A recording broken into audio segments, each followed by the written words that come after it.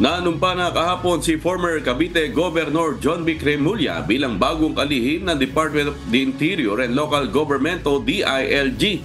Ayon sa bagong DILG Secretary, isa sa mga tututukan niya ay ang pag-iinspeksyon at pagpapasara ng mga Pogo Hub alinsunod sa utos ng Pangulo na pagban sa lahat ng uri ng Philippine Offshore Gaming Operator o Pogo sa bansa.